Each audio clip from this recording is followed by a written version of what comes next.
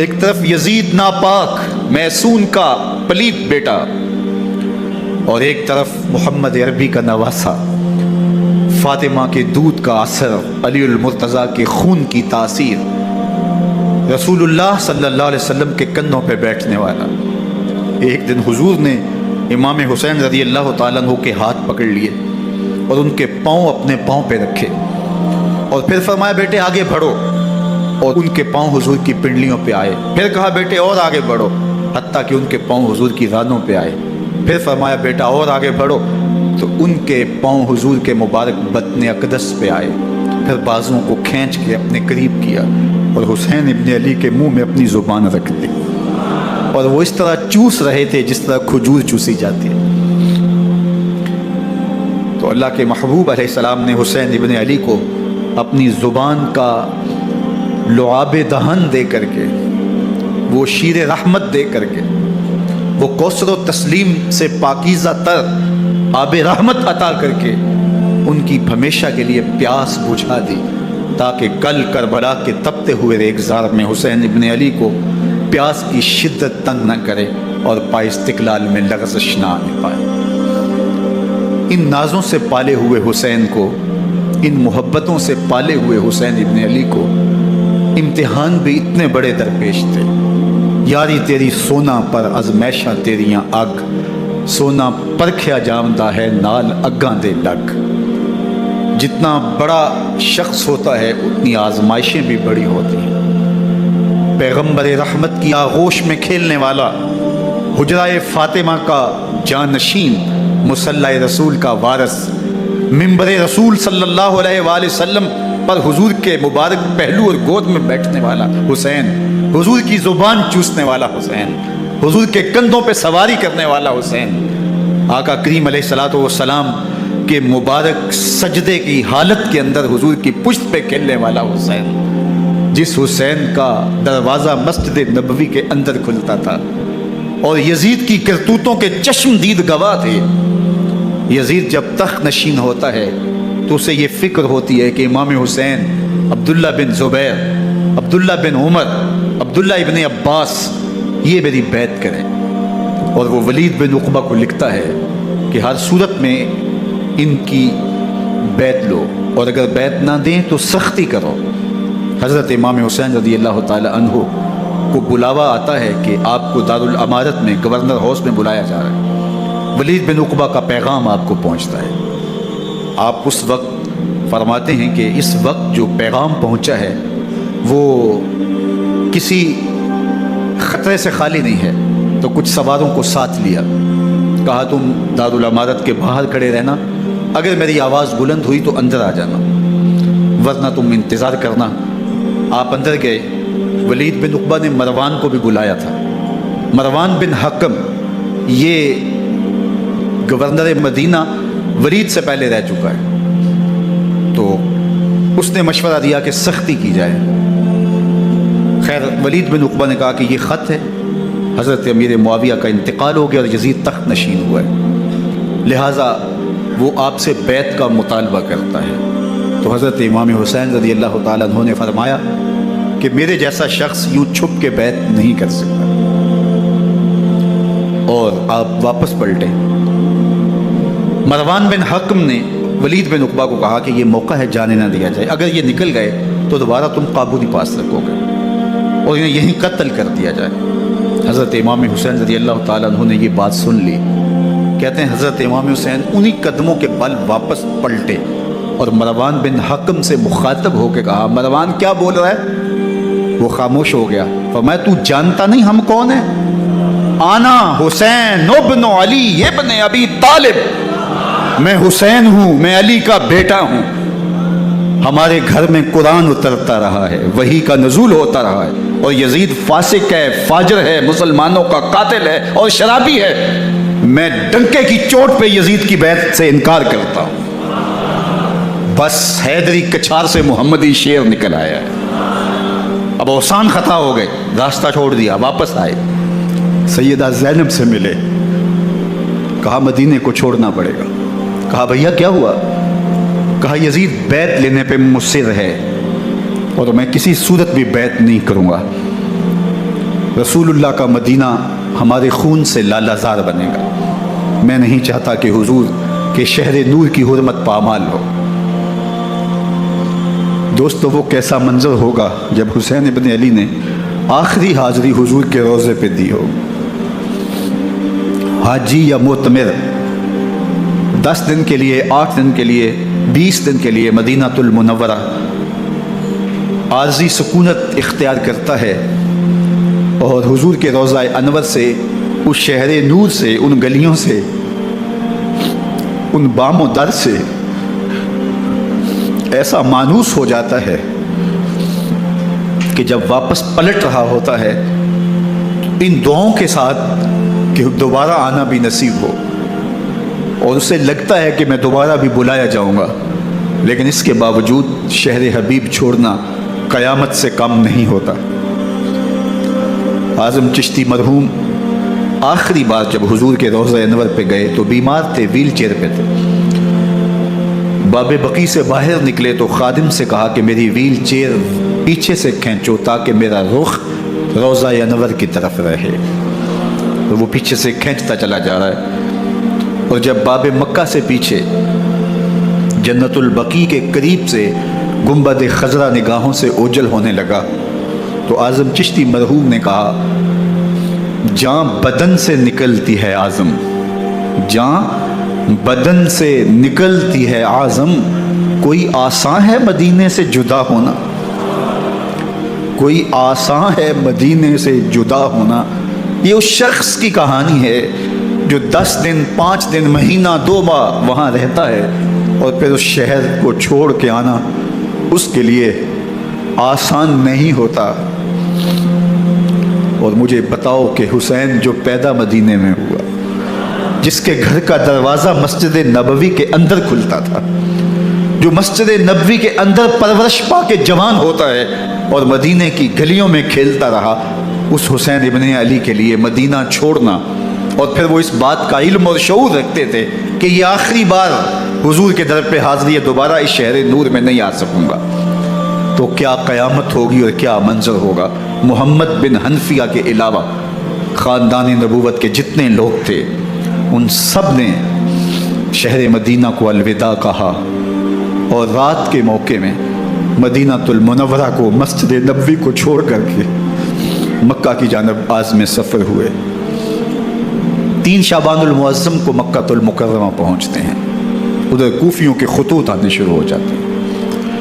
حضرت امام حسین رضی اللہ تعالیٰ عنہ مسلم بن عقیل رضی اللہ تعالیٰ عنہ کو صورتحال معلوم کرنے کے لیے بھیج دیتے ہیں۔ 40,000 کوفی آپ کے ہاتھ پہ بیعت کر دیتے ہیں۔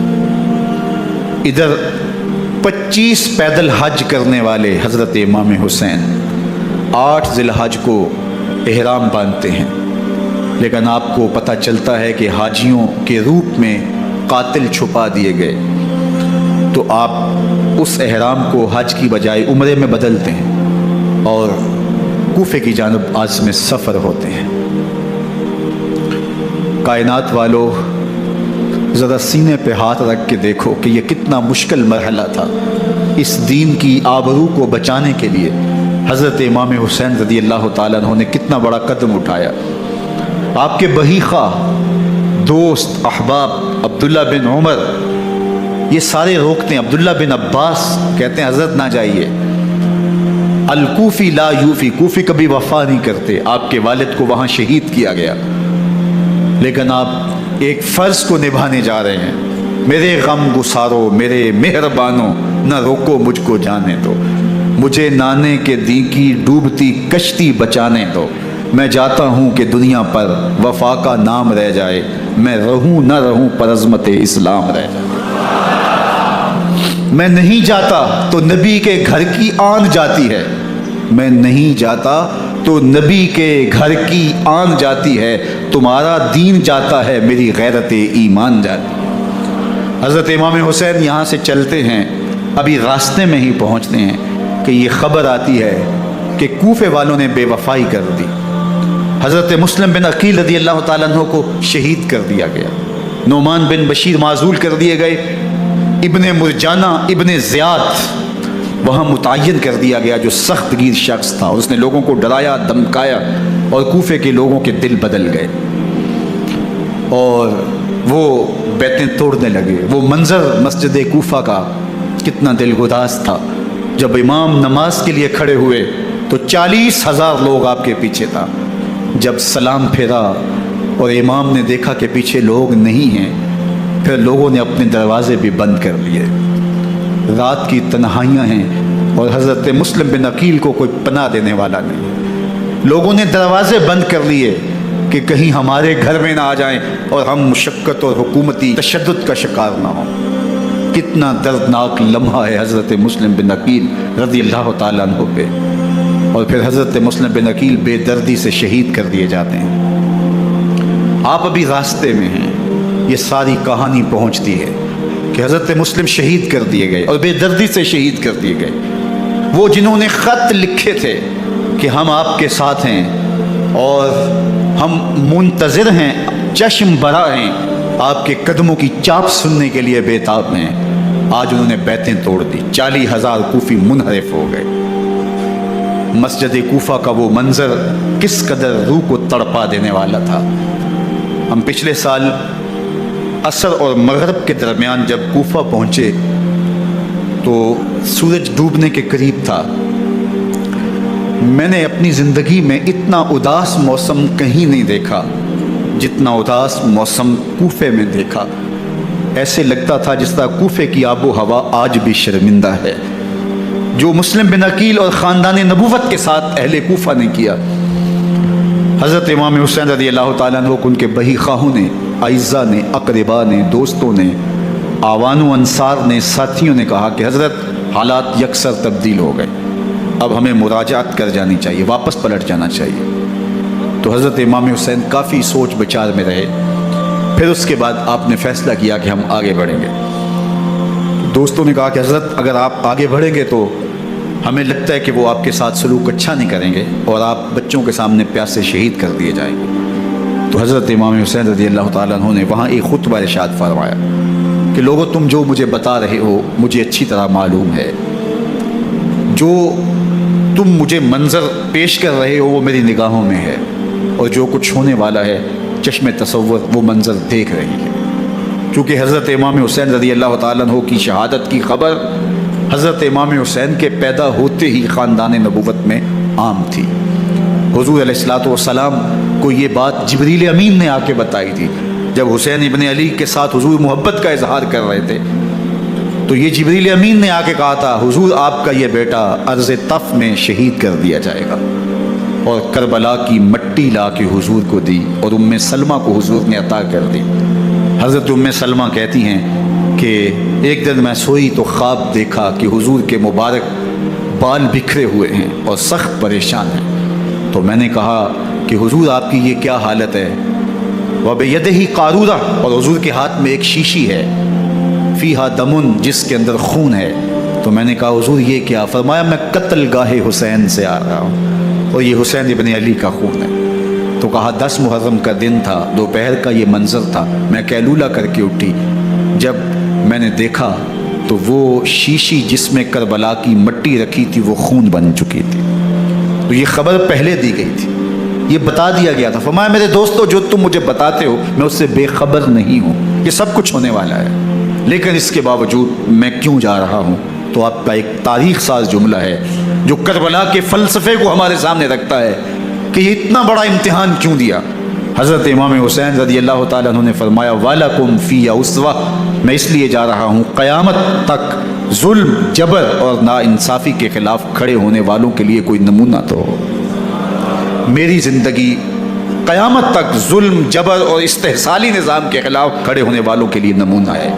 تو حضرت امام حسین رضی اللہ تعالیٰ عنہ نے حق اور باطل کے درمیان ایک سرخ لکیر کھینچ دی اپنے خون سے۔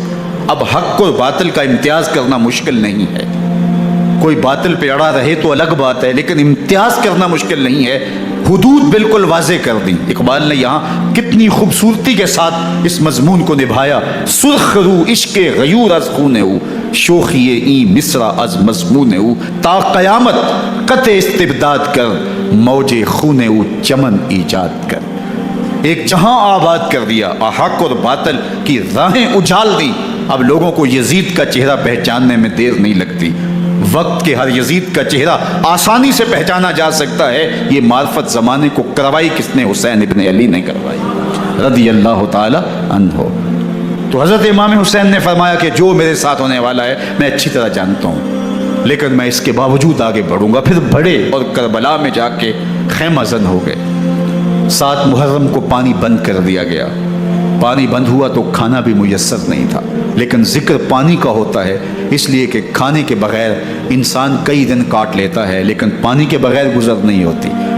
تو فرات کی نہر سامنے اپنی موجوں کے ساتھ چمک رہی ہے، لیکن ایک قطرہ آب بھی آل رسول کو نہیں دیا جا رہا۔ کائنات کے اندر ایسے انوکھے امتحان بھی ہوتے ہیں۔ وارث ہوں ساقی کوثر کے، مالک ہوں حوض کوثر کے، اور بیٹے ہوں ساقی کوثر کے، اور آج ایک بوند پانی کی بھی میسر نہ ہو۔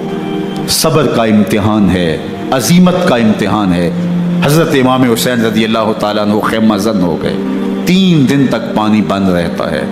9 محرم کو رات کی تنہائی میں حملہ آور ہونا چاہتے ہیں، لیکن آپ نے کہا کہ ہمیں اللہ کے حضور عبادت اور ذکر کے لیے وقت دیا جائے۔ ساری رات ذکر میں گزرتی ہے، عبادات میں گزرتی ہیں۔ رات کے اندھیرے میں آپ چراغ بجھا دیتے ہیں۔ آوان و انصار کو کہتے ہیں کہ ان کی دشمنی میرے ساتھ ہے، انہیں میرا خون چاہیے۔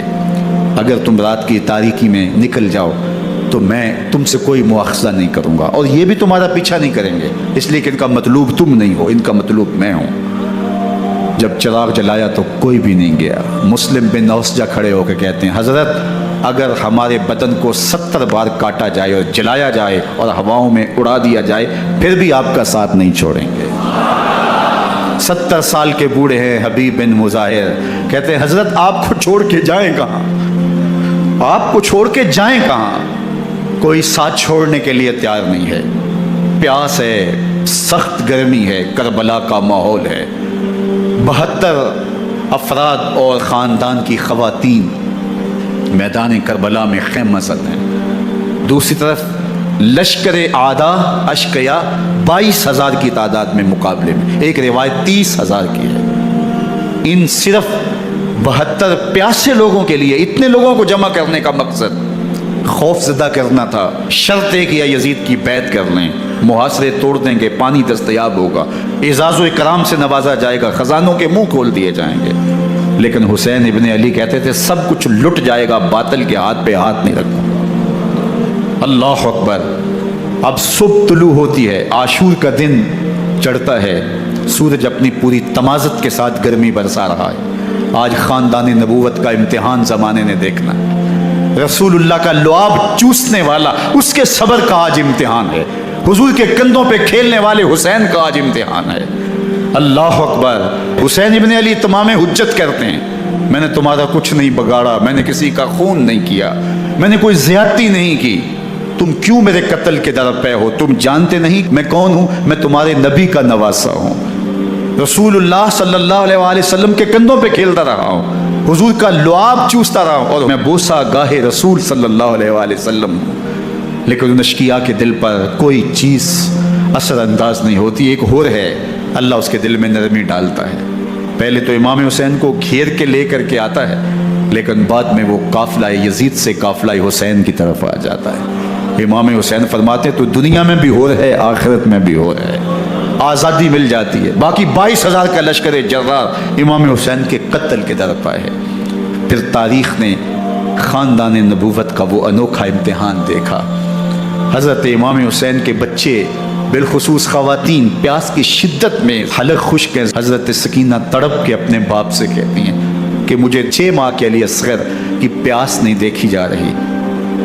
بچے کو ہاتھوں پہ اٹھاتے ہیں اور نہر فرات کے کنارے پہنچ کے فرماتے ہیں اشقیاء سے مخاطب ہو کے تمہارا معاملہ میرے ساتھ ہے، اس 6 ماہ کے بچے نے تمہارا کچھ نہیں بگاڑا، اور چلو بھر کے اس کا حلق سیراب کرنا چاہتے ہیں۔ ایک 2 شخہ تیر آتا ہے جو حضرت علی اصغر کے گلے کو چیر دیتا ہے۔ راوی لکھتے ہیں کہ وہ عام تیر نہیں تھا، جانوروں کو شکار کرنے کے لیے جو بڑے تیر ہوتے ہیں وہ 2 شاخہ تیر تھا۔ وہ گردن کو کاٹ دیتا ہے، خون بہنے لگتا ہے، گردن لٹک جاتی. حضرت امام حسین وہ بہتا ہوا خون اپنے چلو پہ لیتے ہیں اور آسمان کی طرف اچھال کے کہتے ہیں مالک حسین کی یہ قربانی بھی قبول فرما. یہ تماشا لبے بام نہیں ہے. بچہ بیمار ہو، ڈاکٹر جواب دے دیں، ماں باپ کے ہاتھ پھول جاتے ہیں.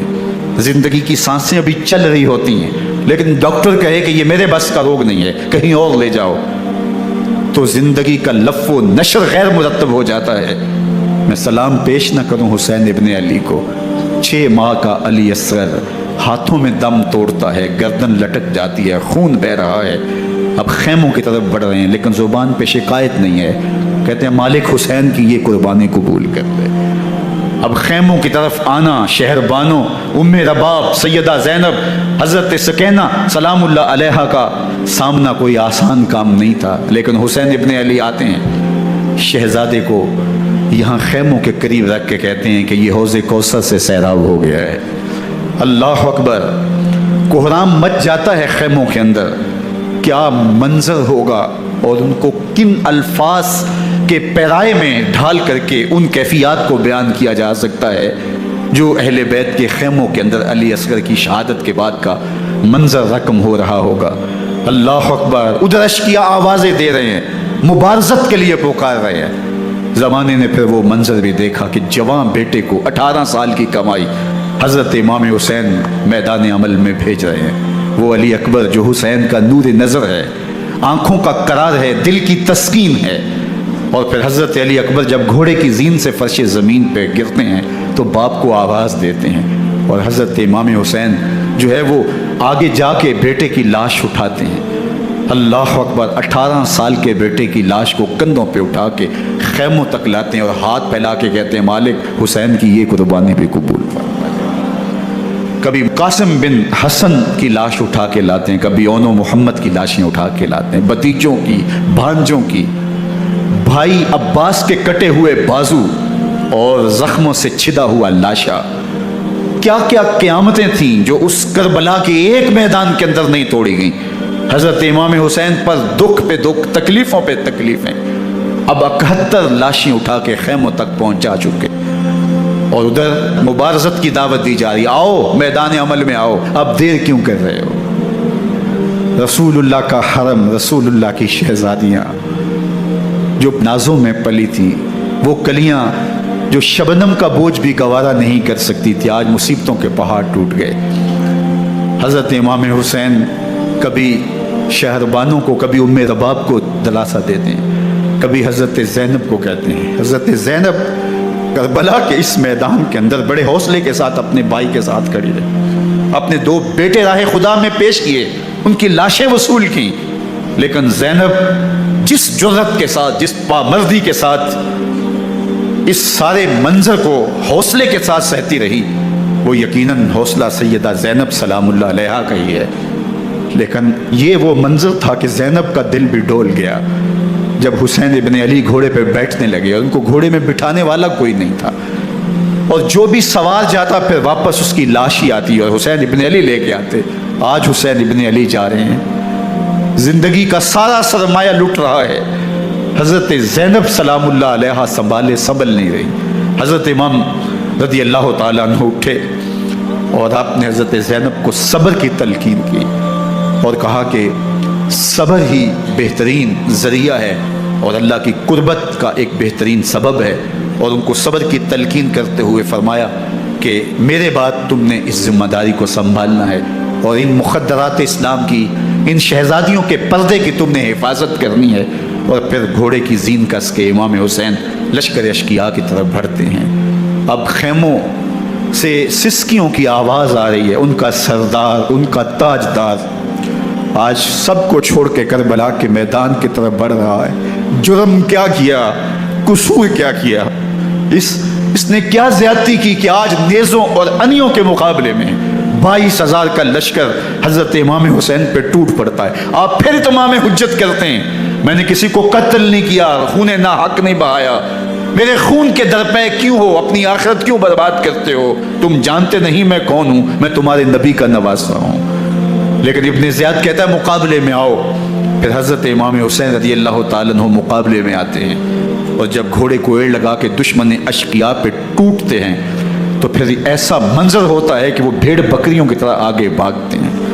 71 زخم کلیجے پہ لیے شجاعت کا یہ پیکر جب میدان میں آتا ہے، آواز آتی یہ کون ذی وقار ہے، بلا کا شاہ سوار ہے، لباس ہے پھٹا ہوا غبار سے اٹا ہوا، تمام جسم نازنی چتا ہوا کٹا ہوا، یہ نبی کا نور عین ہے، یہ بال یقین حسین ہے، یہ حسین ابن علی ہے رضی اللہ تعالیٰ عنہ۔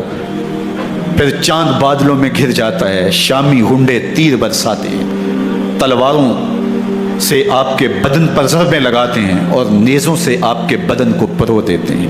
جب آپ کا پیراہن بعد میں اتارا گیا تو آپ کے پیراہن میں 122 سوراخ تیروں کے تھے، 33 زخم تلواروں کے اور 34 گھاؤ نیزوں کے تھے۔ جب گھوڑے کی زین سے فرش زمین پر آئے، بدن چھلنی تھا، زخم زخم سے خون بہ رہا تھا، 3 دن کا پیاسا حسین، اللہ اکبر، بدن زخموں سے چور، 71 لاشیں کلیجے پہ لیے، مخدرات اسلام کے پردے کا خیال دل میں الگ ہے، لیکن گھوڑے کی زین سے جب فرش زمین پہ امام حسین آتے ہیں، زبان پہ ہائے نہیں، نالا و شیون نہیں، چیخ و پکار نہیں، آتے ہی پیشانی سجدے میں رکھتے ہیں اور پکارتے ہیں اللہم ردن بقضائک وصبرن علی بلائک تسلیما لامرک سبحان ربی الاعلی۔ مالک گھر لٹا کے، بچے لٹا کے، خاندان سب کچھ قربان کر کے، اپنے بدن کو زخموں سے چھلنی کروا کے، تیروں اور نیزوں کی انیوں سے اپنے آپ کو زخمی کروا کے، تیرے حضور سر جھکا کے یہ اقرار کرتا ہوں کہ حسین تیری تقدیر پہ راضی ہے، مالک تو بھی بتا، تو بھی حسین پہ راضی ہوا ہے کہ نہیں ہوا۔ آواز آ رہی ہے اس پیاسے پر علی شیر خدا کو ناز ہے، اس نواسے پر محمد مصطفیٰ کو ناز ہے، اوروں نے بھی سجدے کیے پر اس کا عجب انداز ہے، اس نے وہ سجدہ کیا جس پر خدا کو ناز ہے۔ حسین ابن علی رضی اللہ تعالیٰ عنہ کا سر انور دستے قاتل نے تب کاٹا جب وہ سجدے میں جھکا ہوا تھا۔ یزید نے کہا میں بیعت لوں گا، امام حسین نے کہا کبھی بھی نہیں دوں گا، یہ سر کٹ سکتا ہے جھک نہیں سکتا۔ سر کاٹ کے نیزے کی نوک پہ چڑھا دیا گیا اور یہ اس بات کا اعلان تھا کہ ہم جیت گئے اور حسینی ہار گئے، اور لشکر یزید میں غوغا مچ گیا، نقارے بجنے لگے کہ ہم جیت گئے، دیکھو امام حسین شہید کر دیے گئے، اور سر کاٹ کے نیزے کی نوک پہ چڑھایا گیا۔ لیکن لشکر یزید سے یہ آواز آئی یہ کیسا سر ہے جو کٹ کے بھی سر بلندی ہے، کٹ گیا ہے پھر بھی اونچا ہے، اللہ اکبر، یہ سر سجدے میں کٹا ہے، رب کے حضور عبادت کی حالت میں کٹا ہے، حسین آج بھی سجدے میں ہے، اللہ اکبر، حسین آج بھی سجدے میں ہے، بلکہ کٹے ہوئے سر کا رخ زمین کی جانب تھا اور کٹی گردن آسمان کی طرف، یوں نیزے پہ پرویا گیا، اللہ اکبر۔ ایک شاعر نے نقشہ کھینچا بآنکھ سر نیزے پہ اور سوئے زمین ہے روح، یعنی سجدہ ثانی کی ہے آرزو۔ رکعت کے 2 سجدے ہوتے ہیں، ابھی ایک سجدہ ہوا تھا کہ دستے قاتل نے سر کاٹ دیا، کہا حسین کی پیشانی میں دوسرے سجدے کی تمنا مچل رہی۔ یہ تھا حسین ابن علی کا سجدہ، ساری زندگی رب کے حضور سجدہ قضا نہیں ہونے دیا۔ آج پانی نہیں ہے، اللہ اکبر، آج تیمم کر لیتے ہیں، آج اپنے خون کو اوڑھ کر کے حسین نے اپنی پیشانی اپنے مالک کے حضور جھکا کر کے عظیمت کی وہ انوکھی داستان رقم کر دی کہ صدیاں گزرنے کے باوجود بھی ان کی یادوں کے چراغ روشن ہیں۔ جب حضرت امام حسین اور دوسرے اعیان و انصار کو شہید کر دیا گیا تو ان کے سر نیزوں کی نوک پہ چڑھا دیے گئے، حضرت امام حسین کا کٹا ہوا سر اور باقی 71 افراد کے کٹے ہوئے سر نیزوں کی نوک پہ، اور 10 سواروں کو ابن سعد نے کہا کہ ان کو رون دو، اور گھوڑوں کی ٹاپوں تلے حضرت امام حسین رضی اللہ تعالیٰ عنہ اور ان کے آبان و انصار کو جو ہے وہ روندا گیا، حتیٰ کہ ان کی استخوان مبارک، ان کی ہڈیاں بھی چور چور ہو گئی۔ روننے سے قبل ان کا لباس اتار لیا، ان کے کپڑے اتار لیے گئے، اللہ اکبر، کیسی دردناک گھڑیاں تھیں۔ یزید کا صرف یہی بد کرداری کا مرحلہ نہیں تھا، اس کربلا کے صحرا کے اندر یزید نے جس طرح امام حسین رضی اللہ تعالیٰ عنہ کو شہید کیا اور حضرت امام حسین کے خاندان کو شہید کیا،